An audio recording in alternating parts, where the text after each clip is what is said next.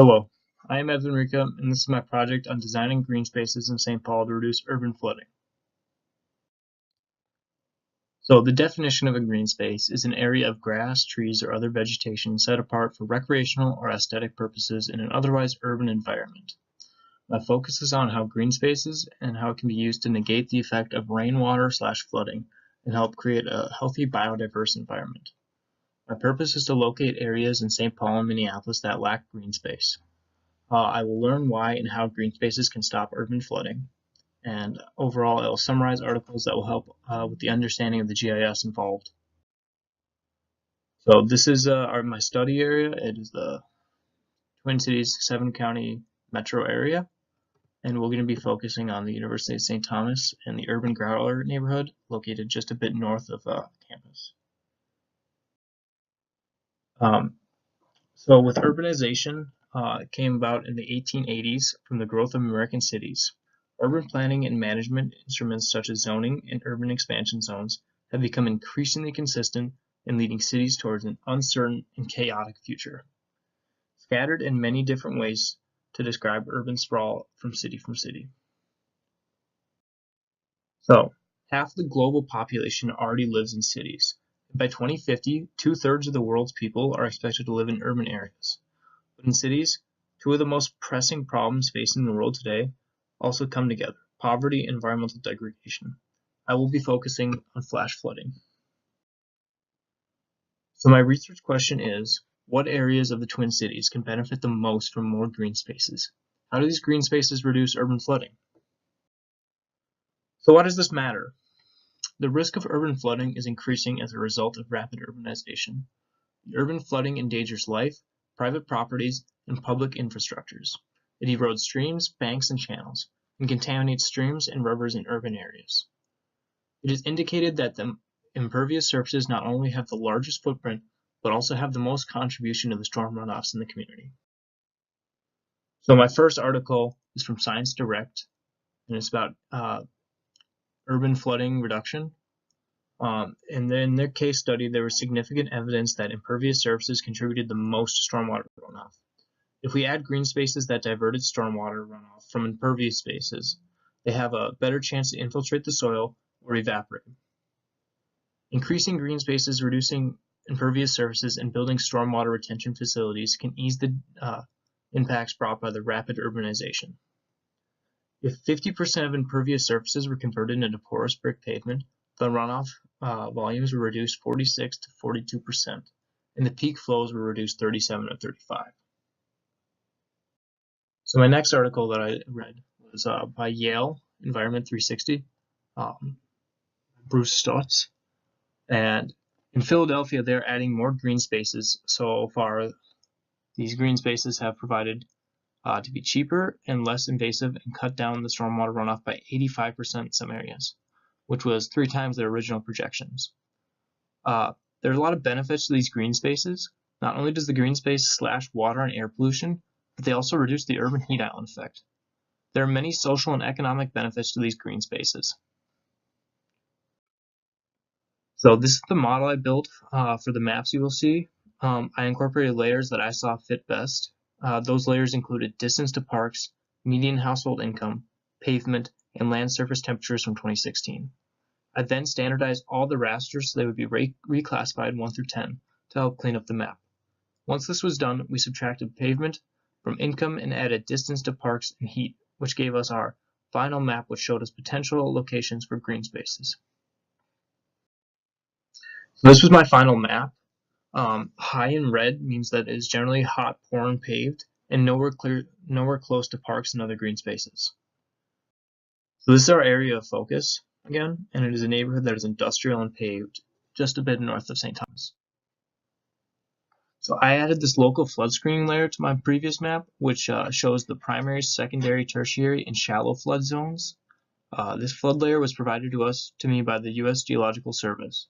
It uses a digital elevation model that also shows the same high-low legends from the last map. The concentrated primary flood zone is in the top is a lake, but it can still overflow. This area above the highway is pretty industrial and paved, so is more prone to flooding.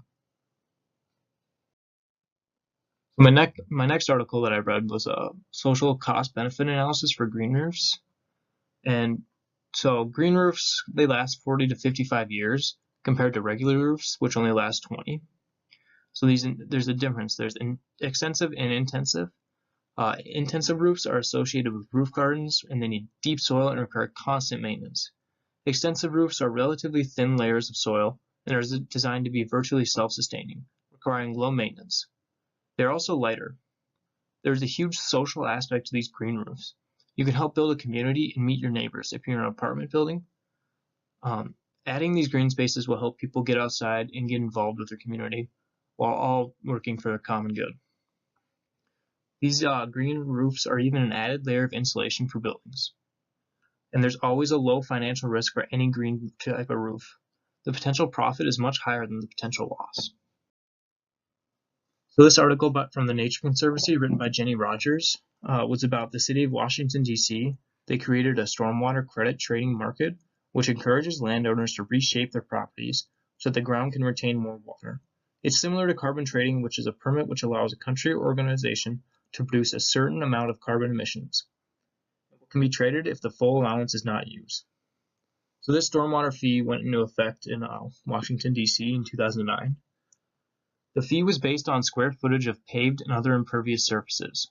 Charges were not just for water usage, but also for treatment of polluted runoff water. The market allowed property owners to earn credits based on the amount of stormwater their land could absorb. The credits, which were 1 gallon of stormwater retained equals 1 credit, were eligibly sold at city-supported marketplaces. So some things cities can do to address the stormwater runoff that are relatively cost-effective can be green roofs, which was just discussed, underground pipes which store water till it can be treated, permeable pavement, pocket parks which are unused property of all sizes throughout the city, and bioretention, which is designed to capture rainwater and move it back into the soil. All these things are relatively cost effective and make enough money in some situations to pay off the initial investment. The last article I read and discussed was by Ecological, and it was about how connectivity shapes urban arthropod communities and the key role of green roofs. So these green roofs, they helped connect these communities of arthropods because they provide ecosystem services and they allow these animals to have a home. So since 2008, more than 50% of the global human population and almost 80% of the population in developed countries live in cities. So these green areas support native biodiversity. They provide ecosystem services and contribute to human well-being. So there are 3 research questions that they discussed in the article were: what is the relative importance of the local environment, the surrounding land cover, and habitat connectivity for urban arthropod communities, with contrasting mobility. They also discuss how do spatial scales of habitats connectivity differ among arthropod groups, and what is the ecological and functional value of these green roofs in an urban landscape. So their findings showed that even small roofs can enhance urban biodiversity if the vegetation structure provides a suitable habitat for different species. It also proved that reducing meta-community distances by introducing additional green roofs in the landscape will shift the amount of inter-patch dispersal action, which long-range dispersers towards shorter-range dispersers. Overall, this will increase the effectiveness of short-range pollinating species. So this is where I think we can add more green spaces in St. Paul.